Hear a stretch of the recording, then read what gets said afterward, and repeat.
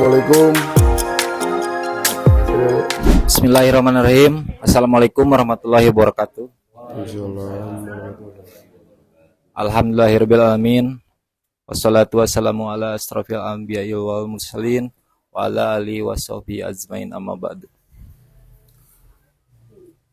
Pertama-tama kita panjatkan puji dan syukur kehadirat Allah Subhanahu wa taala.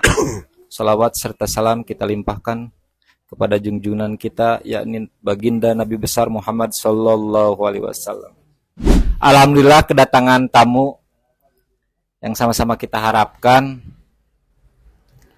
dan marilah kita sama-sama dengarkan apa yang menjadi tujuan dan nama beserta ya apapun lah.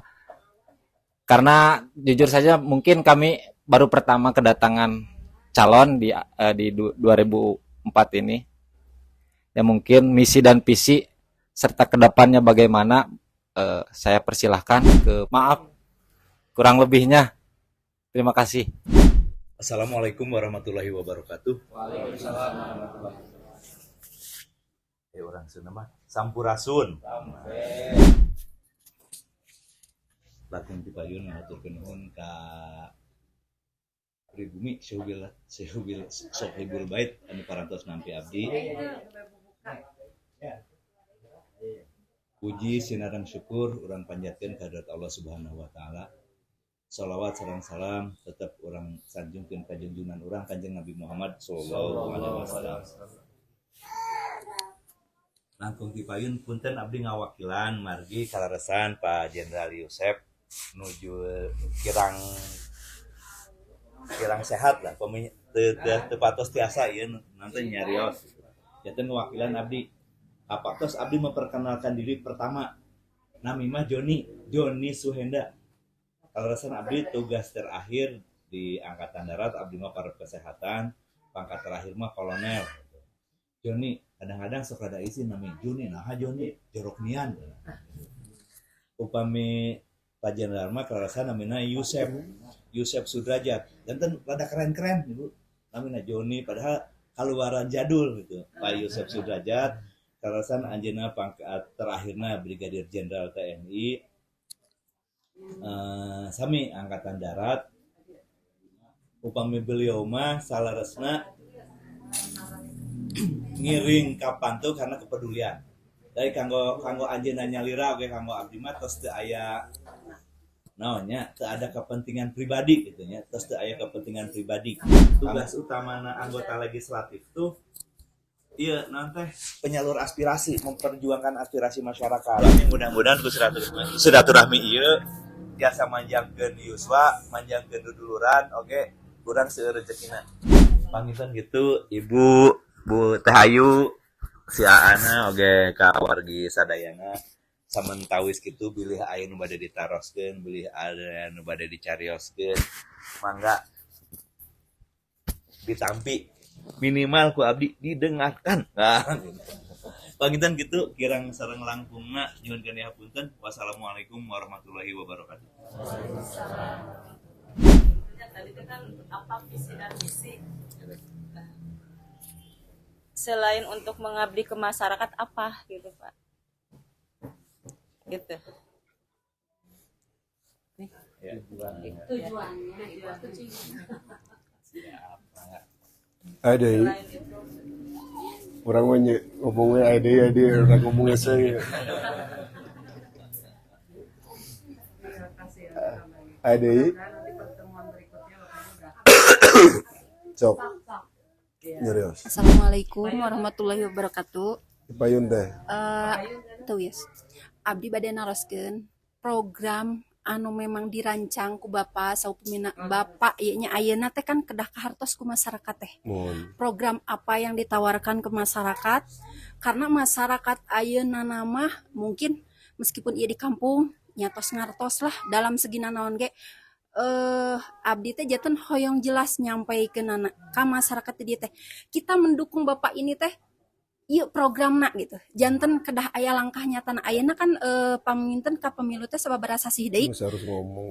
Urang teh janten kedah ngabentuk tim teh panginten kedah anu kahartos ku masyarakat programna ieu henteu mung ayeuna hungkul urang kempel Bapak periogi suara nya masyarakat ge periogi kerja nyatana gitu Pak. Hapuntenna nya ieu mah abdi mung nyampaikeun panginten semua masyarakat pun hoyong terang bahwa wakil urang teh baik daerah, provinsi ataupun nanti keseluruhan ya seluruh Indonesia, urang teh puguh gitu Pak. Abdi mempromosikan anak oge masyarakat teh nampi oh iya programna henteu mung ayeuna hungkul gitu Pak. Tak gitu mau sakitu. Assalamualaikum warahmatullahi wabarakatuh. Waalaikumsalam. Ade. Berat sih. Cekap ya, ku abdi dipaksa ya nya. Anda benar. Bismillahirrahmanirrahim. Assalamualaikum warahmatullahi wabarakatuh. Kita aturkan kejujuran kita Nabi besar Muhammad Sallallahu Alaihi Wasallam yang telah membawa kita semua menjadi manusia beriman dan bertakwa. Juga kepada sahabatnya, kerabatnya, dan semua umat Nabi Muhammad. Ibu-ibu, bapak-bapak, teteh-teteh semua yang saya hormati, sekalian ya semua Teh Ayu yang saya hormati sebagai Saibul Bait di sini. Hatur nuhun atos dongkap ka dieu. Da intina mah panginten dari rumah datang ke tempatnya Teh Ayu ini ngadangukeun caleg DPR RI sareng DPR provinsi erek ngawadul naon deui wae. Iya kan? Mudah-mudahan setelah saya nanti cerita banyak, saya ceritakan semua, berbeda pandangan tentang caleg. Mudah-mudahan itu. Yang pertama, tentu kita berkenalan dulu ya. Walaupun tadi sama Pak Joni dikenalkan, tapi sepintas nggak jelas karena bukan orangnya yang memperkenalkan diri ya. Nama saya Yusef Sudrajat. Saya lulusan Akademi Militer tahun 88. Saya pensiun terakhir tahun 2022 kemarin. Pangkat saya Brigadir Jenderal. Tugas saya di Angkatan Darat di SUA di sana di Jakarta. Saya punya orang tua, ibu saya orang Bogor, Bu. Orang Gunung Salak sana. Bapak saya orang Garut. Bunget aing juga orang Batak. Yang gitunya. Jadi lamun dilihat muka, dilihat mendengar bahasa saya, iya mah lain orang Sunda aja. Pasti begitu kan ya. Padahal saya asli orang Sunda karena memang udah lama saya banyak di luar Jawa. Setelah lulus SMA tuh jarang tugas di Bandung. Saya anak paling besar. Yang kedua perempuan di Bogor. Alhamdulillah sarjana juga. Yang ketiga kapten, sekarang masih dinas di Bekang. Yang keempat di Wika. Yang kelima di Amerika. Itu dari seorang ibu tidak sekolah dan bapak yang hanya kopral. Lamun ditinggali syariat nama mungkin Bu. Tidak mungkin mencapai hal-hal seperti itu gitu loh. Ternyata setelah saya analisa, saya lihat apa sih kekuatan itu? Ternyata kekuatannya bukan finansial, Bu. Bapak-bapak semua, kekuatannya keluarga saya bukan finansial, tapi doa ibu. Jadi ibu saya itu sekarang masih ada. Bapak saya 86, sekarang usianya masih ada. Ibu saya 76-an, beda 10 tahun kan. Jadi zaman saya kecil, SD, SMP, SMA, apalagi SMA, saya termasuk anak yang ya nakal-nakal tapi olahraga gitu Bu. Saya pemain olahraga, pemain voli. Jadi jarang pulang di bawah jam 12. Pulang tuh jam 1, jam 2, ya gitu aja. Tapi ibu saya tidak pernah marah. Tidak pernah marah. Kalau saya buka pintu, ketok pintu jam 1, jam 2, yang buka tuh pintu ibu saya. Kondisinya pakai mukena sambil nangis. Yang keluar dari mulut pertama apa? Tos tuang tacan. Padahal saya dari pagi sampai subuh. Belum ada telepon kan? Jadi ya begitulah kondisi saya. Saya baru berani tanya sama ibu saya setelah saya dandim tahun 2007. Saya cuti ke Bandung, ketemu ibu saya tanya, "Mah, dulu waktu kecil mama seperti ini. Setiap pulang jam berapapun mama yang buka pintu dalam keadaan pakai mukena, dalam keadaan nangis." Jawabannya hanya sepele. Orang kampung namanya kan. Hanya mama jalmi alit. Sekolah gitu, SD gitu lulus. Tapi anu dibogakeun kumaha mah ngan doa jang budak. Doa jang barudak. Jadi ternyata ibu saya kalau udah isya tidur, nanti jam 11 jam 12 bangun ngaji sampai beliau tuh tahajud, ngaji lagi sampai subuh. Sholat subuh baru tidur. Itu dilakukan dari muda sampai tua sampai sekarang. Ibu-ibu atas gitu aja. Jadi jangan sekali-kali sama anak tuh marah. Kalaupun kesel, diciwit, sok hidup masuk yang gede itu jadi gubernur gitu. Gitu. Jangan kamu bodoh, kamu bego. Itu doa ibu itu. Itu doa ibu. Ibu saya nggak pernah. Paling kalau ketemu saya nangis aja. Sampai sekarang ketemu nangis. Nah itu kondisi keluarga saya. Saya sendiri punya istri 1 sampai sekarang. Alhamdulillah masih 1. Saya punya anak 3. Yang 1 kelahiran di Loksmawe 94, sekarang Danki di 403 di Jogja. Dari situ saya udah punya cucu 1. Berarti sim kuring teh tos aki. Tapi tacan aki-aki. Nambah hiji incuna. Itu.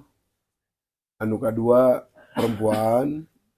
Sekarang lagi ikut juga caleg untuk di Kabupaten Bandung. Untuk DPRD tingkat 2. Dapil 6. Bale Endah, Ciparai, Pacet, Kertasari. Udah nikah tapi belum dikasih momongan. Yang ketiga, laki-laki lagi, Muhammad Rizi Ananda Sudrajat namanya. Sekarang lagi pendidikan di Akademi Militer, tingkat 4. Nah itu ibu-ibu, akang-akang, tete-tete, hari milih nunjuk calon nurek ngawakilan sadayana rakyat itu, kedah tahu kenapa saya ceritakan di keluarga saya. Jangan orang yang keluarganya aja babak belur, nggak bisa ngurus keluarga, dipilih. Cuma ngurus negara, gitu loh. Leres deh. Dan memang ngurus keluarga itu gampang-gampang sulit. Ibu-ibu ini tidak pernah pakai logika. Yang dipakai teh hati yang perasaan. Ya Bu ya? Ini ibu-ibu. Karena memang ada aturan di kehidupan ini, tertulis maupun tidak, bahwa pasal 1 itu ibu-ibu tidak pernah salah. Pasal 2-nya, apabila ibu-ibu salah kembali ke pasal 1. Jadi nggak pernah salah ibu-ibu. Karunya tuh tinggal di bapak-bapak tuh. Ada tuh. Ini termasuk saya nih. Tiap hari dicarekan ke pemajikan deh. Laras dah Pak? Ke pemajikan teh dicarekan kabeh. Kok mau nges kolot mau nges tebu gawe kan? Aya budak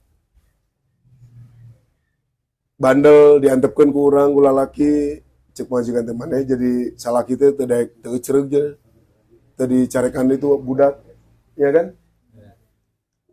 Tapi sebaliknya lamun budak bandel ku urang disentil majikan urang nyarekan oge maneh ka anak teh meni galak kitu pokoknya salah kabeh.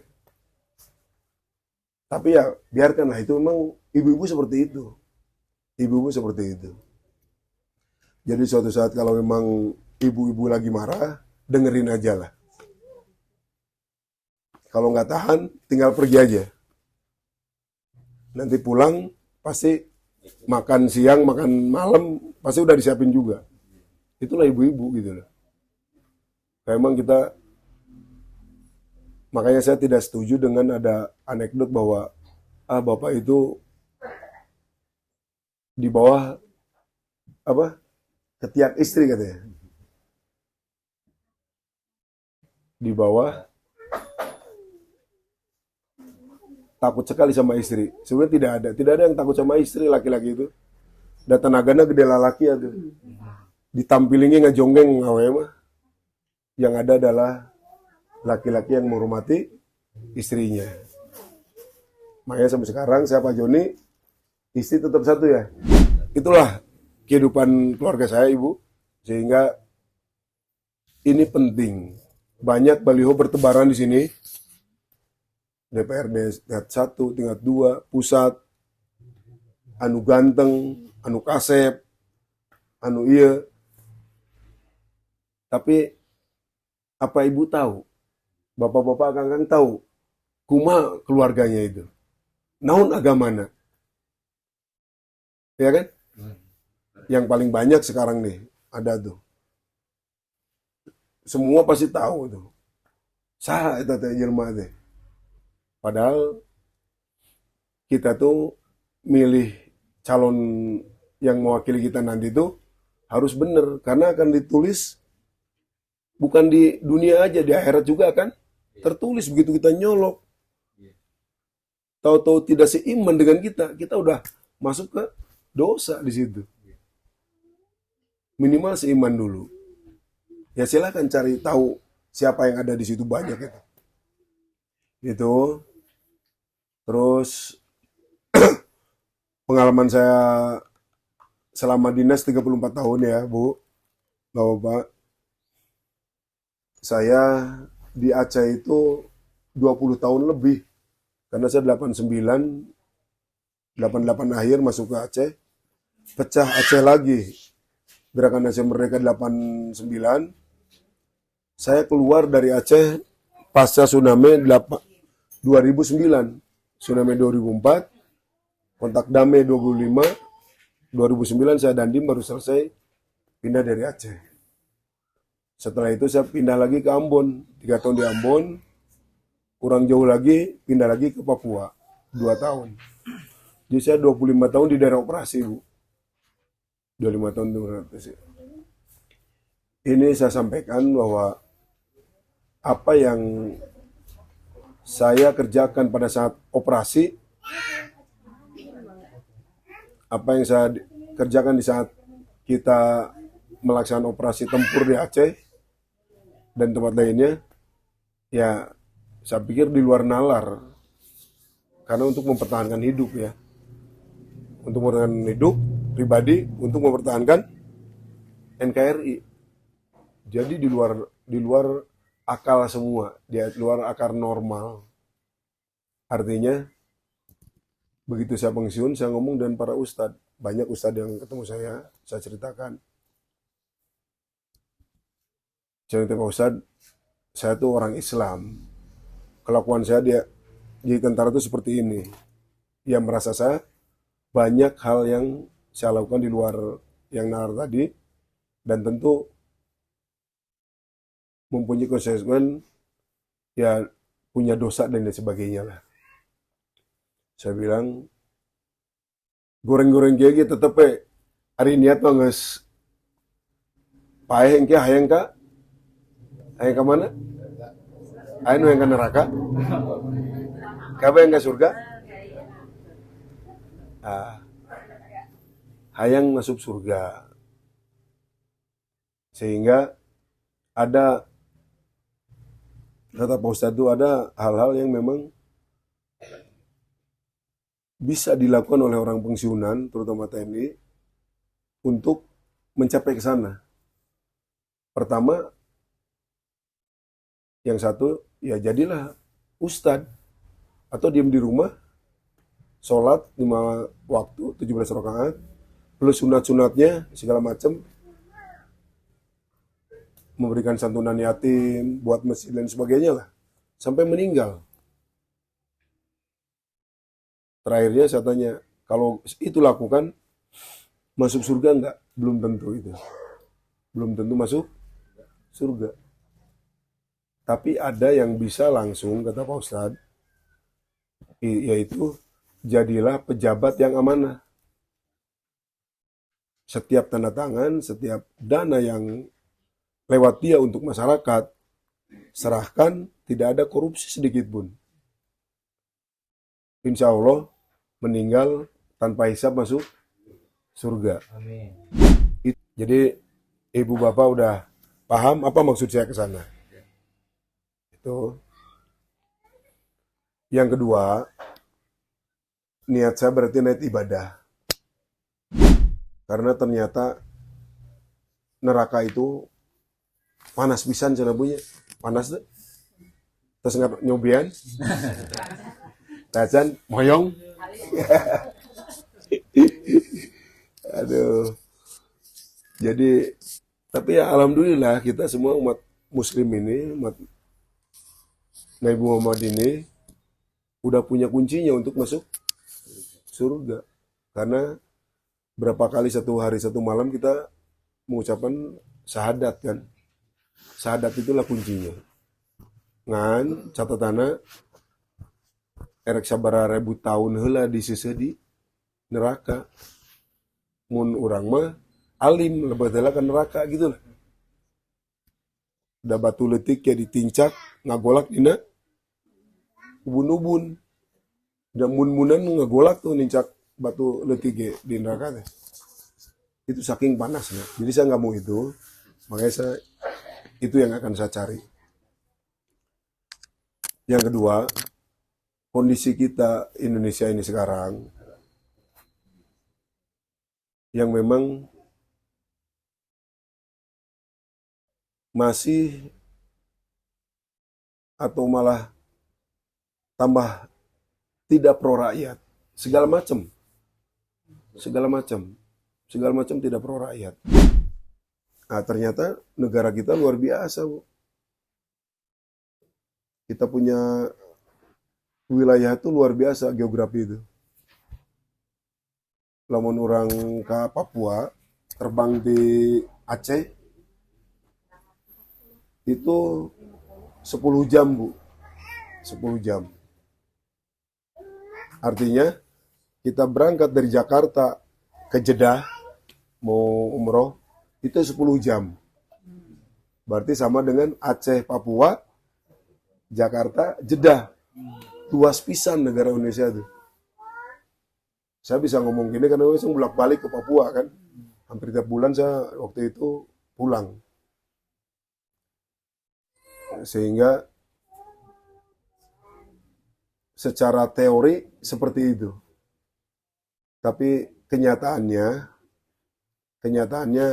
tidak seperti itu, ibu-ibu, bapak-bapak.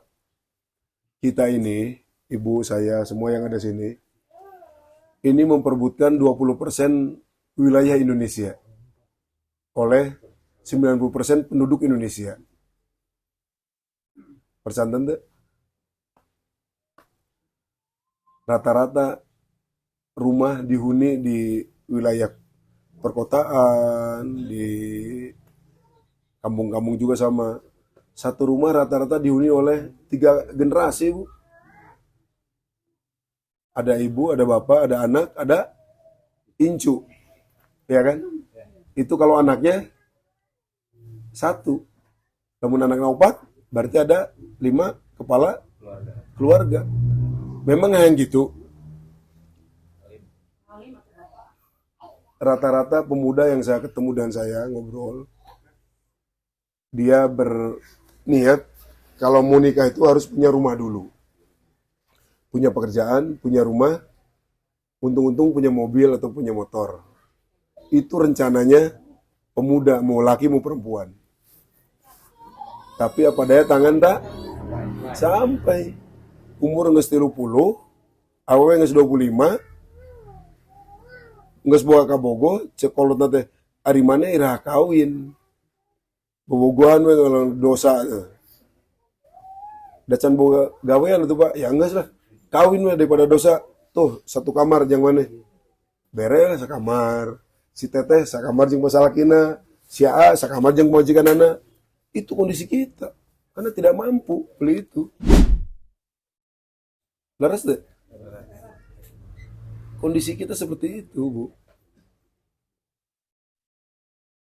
Sementara yang 5% itu orang-orang warga negara Indonesia yang 5% yang di atas sana, dia punya tanah bisa sampai 350.000 hektar seorang. 500.000 hektar seorangan. Menyeberang ke Lampung, itu nyebrang Merak, Lampung, itu sepanjang mata melihat, kamu cek orang Sunda mah, satungtung dele panon, aya pohon tanaman singkong, aya kebun nanas, aya sawit, sampai Palembang, terus ke Jambi, terus sampai ke Sumatera Utara. Bisa orang, hubungannya seorang. Dan lain pemerintah, misalnya swasta deh kan berat. Boleh nggak seperti itu? Boleh. Di Indonesia ini boleh. Kenapa? Karena Undang-Undang Dasar 45-nya sudah diamandemen. 4 kali amandemen. Undang-Undang Dasar 45 yang murni dan konsekuen, pasal 33 itu menyatakan bahwa bumi, alam, kekayaan alam, air, semua dikuasai oleh negara. Hasilnya untuk kepentingan rakyat sepenuhnya, untuk kesejahteraan rakyat. Tapi sekarang udah diamandemen, sehingga swasta boleh batu bara sama swasta, emas swasta, sawit swasta, semua swasta. Sehingga hasilnya bukan untuk rakyat, tapi untuk pribadi-pribadi dia. Boleh, karena udah diamandemen, udah dirubah, tidak itu lagi. Ya termasuk Undang-Undang Dasar 45 pasal 1 ayat 6. Dulu menyatakan bahwa Presiden Indonesia adalah warga negara Indonesia asli. Sekarang menjadi Presiden Indonesia adalah warga negara Indonesia. Beda asli dengan warga negara Indonesia. Kalau asli itu ya 100 suku bangsa. Sunda, Jawa, Batak, ini dan lain sebagainya. Ada 100. Keturunan Cina bukan warga negara Indonesia asli. Sekarang dirubah menjadi warga negara Indonesia. Jadi sah pun boleh jadi presiden Indonesia. Bukan orang Jawa aja, bukan orang Sunda aja. Siapapun warga negara Indonesia boleh. Dan yang lebih ironi lagi, definisi warga negara Indonesia asli yang dulunya bahwa warga negara Indonesia adalah 100 suku bangsa itu, sekarang dirubah definisinya jadi warga negara Indonesia asli adalah mereka-mereka yang lahir di Indonesia. Beda nggak? Rakyat nyawa tuh. Makanya mau nanya nanti anggota Dewan DPR RI datang ke dia ngomong jengnya, tanya nu gitu. Ngerti nggak yang seperti itu gitu loh? Ngerti nggak tentang NKRI ini? Jadi undang-undang di amandemen itu oleh anggota Dewan. Anggota Dewan dipilih oleh rakyat. Rakyat milih anggota Dewan itu gitu loh. Yang kerjanya bukan untuk mempertahankan NKRI kesejahteraan rakyat, tapi membagi-bagi seolah-olah negara Indonesia itu kue, dibagi-bagi sama mereka. Pulau ada yang dijual, ya kan rame itu kan. Jadi yang namanya 17.670 pulau itu hanya teori. pelaksananya hanya dimiliki oleh beberapa orang itu. Sama dengan beredarannya uang yang beredar di Indonesia yang banyak semuanya, kita ini 95% itu memperebutkan 20% uang yang ada. 5% itu memiliki 90% uang atau 80% uang.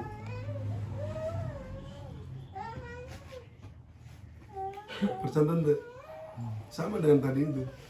Kamu tuh percantan sok keluarkan dompet enak. Ayo berem tuh. So, pero saya tanya sekarang punya nggak ada uang 100 ribuan di dompet itu? Rata-rata nggak ada pemuda kita. Yang saya kumpulin banyak anak-anak muda. Sok si orang menenu 100 ribuan kurang ditambah. Dibuka tuh, aduh 5.000, 2.000 salah cek. Itu kondisi kita loh. Iya, betul. Boros pisan. Sementara mereka yang 5% itu punyanya 10 triliun, 100 triliun. Adil nggak nih? Enggak. Demokrasi Pancasila yang mana? Enggak Gitu adil loh. itu, Pak, sama sekali. Nggak adil. Makanya perlu memilih anggota dewan tuh yang paham untuk mewakili ibu-ibu itu, yang seperti itu. Masa kembali ke money politik itu yang merusak kita nih, money politik itu. Yang tadi dibilang oleh Pak Joni bahwa ada ustadz yang di ujung pandang bilang bahwa yang menerima dan yang memberi itu nggak dosa, tapi ancamannya adalah neraka jahanam. Percuma ibu sholat 17 waktu hingga surga gara-gara 50.000, bahkan di tempat lain ada yang 20.000, 30.000. Terus ancamannya begitu. Itu di akhirat, nggak ada yang tahu lah kita kan. Tapi di dunia sendiri, kalau ibu terima 50.000, paling besar 100.000, ibu, bapak-bapak, benghar muah dengan uang segitu. Itu yang bikin melarat. Itu tidak akan menjadi kaya. Yang jelas akan menderita 5 tahun ibu. Gitu. Betul. Itu yang pertama. Yang kedua, saya suka bilang bahwa kalau ada calon anggota dewan yang melaksanakan money politik, serangan fajar, serangan malam, serangan siang, apalah bentuknya, itu sebetulnya orang tersebut sedang menginjak-injak harga diri ibu-ibu dan bapak-bapak, melecehkan. Saya tidak akan melakukan itu. Saya tidak akan melakukan itu karena niat saya akan ibadah. Itu yang pertama. Nu kedua, aing teh pangkat jenderal, tapi duitnya teu gablek, gitu lah. Dan kalaupun punya uang, saya tidak akan lakukan itu. Makanya harus ada orang yang berani, harus udah mulai tidak pakai yang seperti itu. Tapi resikonya harus capek. Saya sehari itu bisa 3-4 tempat sampai sakit saya karena itu kan. Jadi itu terus tadi si Teteh masuk ke hari Inggrisnya rek kumaha lain datang unggul erek minta suara. Saya tidak minta suara teh. Jadi setelah nanti kita bicara, saya udah jelaskan semua. Kalau yang mau cocok saya sebagai perwakilan ibu-ibu di pusat sana, mangga. Ah si Pak Yusuf mah tegablegan duit, ulahlah, mangga. Silahkan, tidak ada masalah.